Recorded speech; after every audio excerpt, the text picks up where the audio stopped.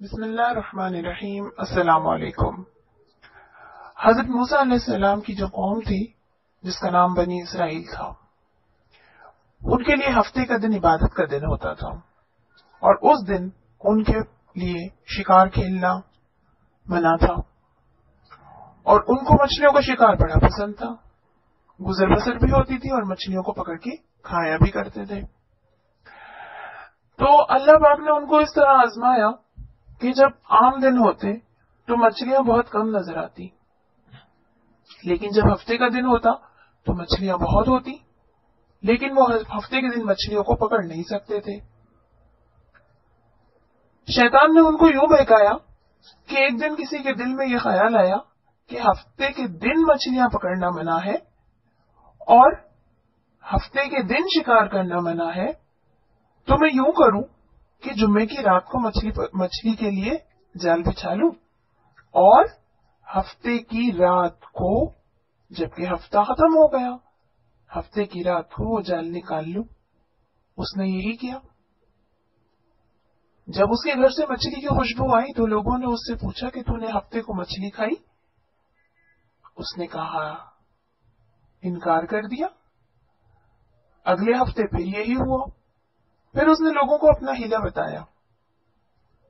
کچھ لوگوں نے اسی ہیلے کو پسند کیا اور کچھ لوگوں نے اپنا ہیلا بھی اختیار کر لیا، اور پھر جو ہے یہ مشہور ہوتا گیا، اتنا مشہور کہ سب کو پتہ چل گیا کہ کچھ لوگ ہفتے کے دن بھی شکار کر رہے ہیں۔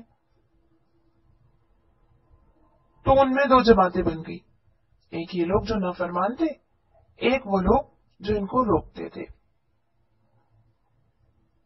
کہ اللہ کا حکم نہیں ہے یہ کام نہ کرو ورنہ اس کی سزا ملے گی۔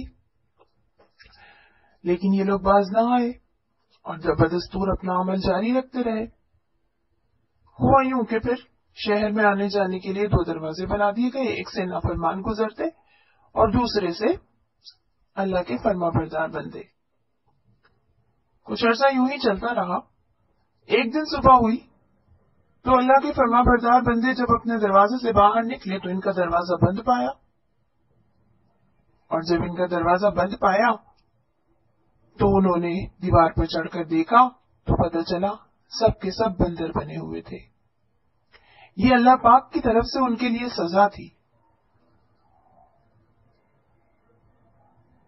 اور وہ بندر 3 دن کے بعد سب کے سب مر گئے، ان کی نسلیں ختم ہو گئیں، اور اب جو بندر آپ کو نظر آتے ہیں وہ نسلی بندر ہیں کہ جن کو اللہ پاک نے پیدائشی جانور ہی بنایا ہے۔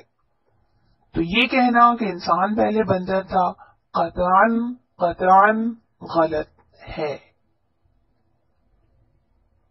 اگر آپ کو ہماری ویڈیو پسند آئی ہو، اگر آپ کو کوئی انفارمیشن ملی ہو تو ہماری